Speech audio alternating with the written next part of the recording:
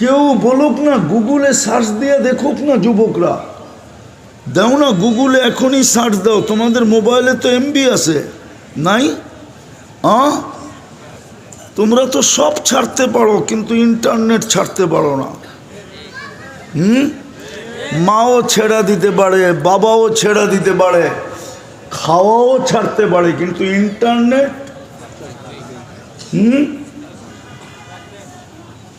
মাদকে আর কতটুকু নেশাগ্রস্ত? যুবকরা তো বর্তমানে ইন্টারনেটে এর চেয়ে বেশি নেশাগ্রস্ত। ওদের যৌবন তো মাটিতে মিশা যেতেছে ইন্টারনেটের কারণে। বদদোয়া দিতেছি না, হইতে পারে যুবক বাসর রাত্রেই তোমার উইকেট পড়া যাবে। রাগ হয় না।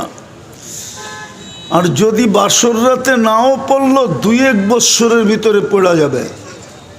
লেখা রাখো আমার কথা। হারবালে যৌবন পাওয়া যায় না, যৌবন তো গড গিফটেড, ওটা তো আল্লাহ দেয়। নারীত্ব কোনো হারবালে পাওয়া যায় না, ওটা তো গড গিফটেড, আল্লাহ দেয়। যেই নারীর ভিতরে নারীত্ব নাই, ওর দায় দায়িত্ব কে নেয়? নেই কেউ। আজ পর্যন্ত তো বাংলাদেশে হাজারো বৃদ্ধাশ্রম পাওয়া যাবে, কিন্তু কেউ যদি আমাকে দেখাইতে পারে একটা আশ্রয় কেন্দ্র, একটা আশ্রম তৃতীয় লিঙ্গের জন্য কেউ তৈরি করছে, যে তুই সারাদিন এইখানে বসে আল্লাহ আল্লাহ করবি, আর 2 বেলা খাবি, বৎসরে 2টা কাপড় পরবি, রাস্তায় যায় হাত পাতার দরকারটা কি? ছেলে তো যুবকরা তোদেরকে দেখলে মজা লয়, তুই রাস্তায় রাস্তায় ঘোরার দরকারটা কি? আর যুবকদের হাততালির পাত্র হওয়ার দরকারটা কি?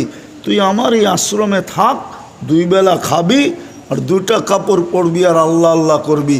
সারা বাংলাদেশে পয়সাওয়ালার তো অভাব নাই,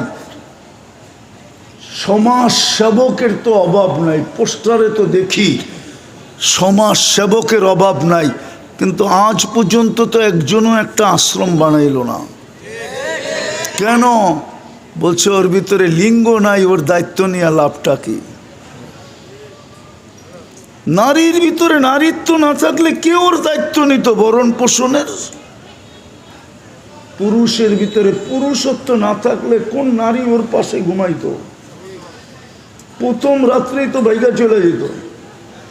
এই জন্য বলতেছি, ইন্টারনেট তোমাদেরকে খায়া ফেলতেছে, তোমাদের যৌবন মাটিতে মিশা যেতেছে। যুবতীদেরও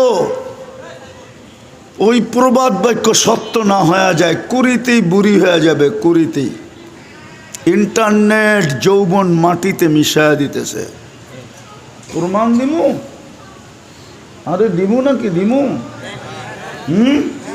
আরে না দিমু। সারাদিন 2-4-10 বার গরম হয়, 2-4-10 বার মোবাইলে টাচ করে চুমা দিয়া ঠান্ডা হয়। জিজ্ঞাস, এতটুকুই বললাম খালি, আর কিছু বললাম না। জিজ্ঞেস করেন সত্য না মিথ্যা? মিথ্যা।